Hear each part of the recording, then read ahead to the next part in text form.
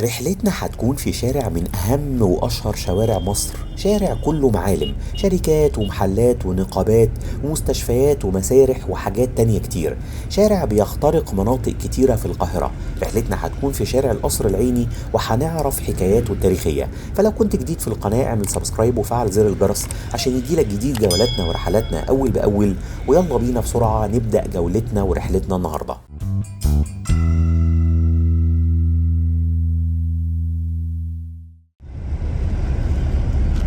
هنبدأ رحلتنا لشارع القصر العيني من هنا، من على كورنيش النيل، وعلى شمالنا المعهد القومي للتغذية، وهنوصل لميدان فم الخليج، واللي من عنده بيبدأ شارع القصر العيني وبيكمل معانا لميدان التحرير.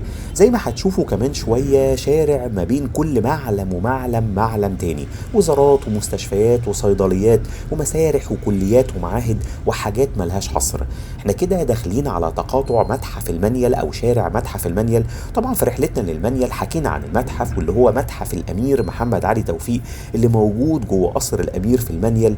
متحف رائع وخروجه مميزه جدا. طبعا شارع كورنيش النيل اللي احنا فيه لو كملناه على طول احنا كده في اتجاه مصر القديمه والمعادي وترى وحلوان و15 مايو. لكن احنا هندخل شمال عشان ناخد شارع القصر العيني من اوله. اللي على شمالنا دلوقتي ده هو المعهد القومي للاورام، وهيبدأ أو بدأ بالفعل يظهر معانا سور مجرى العيون الشهير، واللي كان هدفه نقل المية من هنا في فترة من عمر الزمن لغاية قلعة صلاح الدين الأيوبي. احنا كده وصلنا لميدان فم الخليج، وشارع مجرى العيون قدامنا هو الشارع اللي لو دخلنا منه هنوصل لشارع صلاح سالم الشهير. مسار حلقتنا النهارده بقى وهو شارع القصر العيني، هو اللي بيربط ما بين المكان هنا وهو ميدان فم الخليج وميدان التحرير. تقريبا كده هندخل الشارع وهنشوف قد ايه هو شارع حيوي ومليان حاجات مهمة جدا. طول ما احنا ماشيين في الشارع هنلاقي كم كبير من المستشفيات والمعاهد والصيدليات ومحلات المستلزمات الطبية، وده بيرجع لوجود مستشفى القصر العيني واللي كانت السبب في تسمية الشارع هنا. القصر العيني او قصر العيني زي ما معظم الناس بيقولوا، وفعلا كان قصر وكان بيملكه واحد اسمه العيني باشا، واسمه الكامل كان شهاب الدين احمد محمود العيني. جد الراجل ده كان قاضي كبير وكان مقرب من السلطان المملوكي، كان ليه رتبة عالية في الجيش، وخد القصر ده هدية من الأمير المملوكي سليمان المهراني أيام الظاهر بيبرس. بعد سقوط الدولة المملوكية بقى اتحولت لدولة عثمانية، استولى بكوات المماليك على القصر وحولوه المكان للفسحة، وكان أحيانا مكان قصر للضيافة، وكمان كان مكان للحبس الجبري. في عهد الحملة الفرنسية اتحول قصر العيني باشا لمستشفى عسكري، وفي عهد او كان نابليون بونابرت طلب ان المستشفى تتخصص لجنود وضباط الحمله الفرنسويه. في عهد محمد علي باشا بقى انشا في مدرسه حربيه سنه 1825، وفي عهده برضه بعدها حولوا المستشفى وكان رئيسها كلود بيك.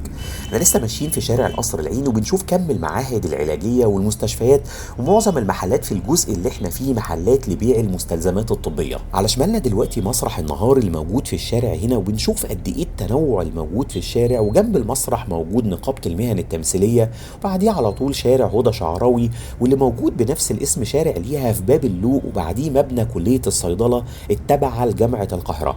احنا كده داخلين على تقاطع شارع علي ابراهيم، ولو دخلنا منه يمين هنروح على حي السيدة زينب ومنطقة زينهم ونرجع لمجرى العيون مرة تانية. طبعا لو دخلنا شمال من هنا هنروح على المنيل وكوبري الجامعة وجامعة القاهرة. يمكن بقسم شارع القصر العيني لحتتين، الجزء اللي مشينا او اللي مشيناه بالفعل والجزء اللي داخلين عليه، وبيتوسط ما بينهم المعلم الاهم في الشارع وهو مستشفى القصر العيني الجديد والمبنى الاحمر اللي موجود قدامكم دلوقتي. بيتسمى كمان القصر الفرنساوي لان عقد انشائه كان مع مجموعه شركات فرنسويه. انتهت انشاءات القصر ده سنه 1995 وافتتح سنه يعني كان الافتتاح افتتحه الرئيس الاسبق محمد حسني مبارك مع الرئيس الفرنساوي ساعتها جاك شيراك. لسه هنكمل طريقنا جوه شارع القصر العيني، واللي حاولت اصوره يمكن يوم السبت عشان نقدر نتفرج عليه بشكل واضح، لانه في بقيه الايام بيكون زحمه جدا نظرا لعدد المعالم الضخمه اللي موجوده جواه. يعني زي ما حضراتكم شايفين كده شوارع اي بلد بتعتبر كتاب مفتوح بيحكي تاريخ البلد وبيحكي عصور مرت على ولاده وبيحكي حكايات الحجر والبشر. احنا لسه مكملين طريقنا في شارع القصر العيني، يمكن الجزء اللي لو دخلناه شمال من هنا كده هنوصل لكليه الطب جامعة القاهرة من شارع الدكتور حندوسة. والشارع اللي على شمالنا دلوقتي هو شارع الديوان، وهو اللي بيدخلنا على حي راقي ورائع جدا في مصر، ويمكن انا بقول عليه دايما اول كومباوند في مصر، وهو حي جاردن سيتي. الشارع هنا كان زمان اتجاهين، ولكن ولانه شارع زي ما حضراتكم شايفين مش واسع، الاتجاهين كانوا بيخلقوا زحمه كبيره، وده اللي خلاهم يفكروا انه يبقى اتجاه واحد في الاتجاه اللي احنا ماشيين فيه دلوقتي. ويمكن ده بيفسر وجود الرصيف اللي هو بعد ما بقى اتجاه واحد سابوه عشان ان يكون او الناس تستخدمه في تعديه الشارع، وده بيوضح ان الشارع كان اتجاهين في وقت من الاوقات. يمكن الجزء اللي على يميننا ده بيوصلنا لمنطقه المنيره في حي السيده زينب، واللي زرناها في سلسله حلقات السيده ممكن تسترجعها وتتفرج عليها من فيديوهات القناة.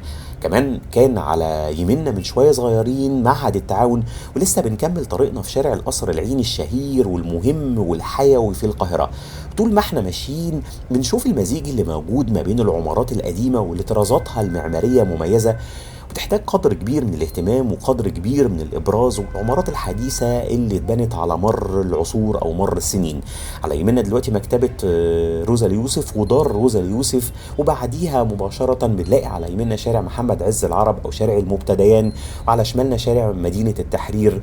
وزي ما حضراتكم شايفين شارع المبتديان ده بيوصلنا لميدان السيده زينب، والجزء اللي على شمالنا ما زال هو حي جاردن سيتي، وهو ما بين الحي الراقي حي جاردن سيتي وحي السيدة زينب الحي الشعبي.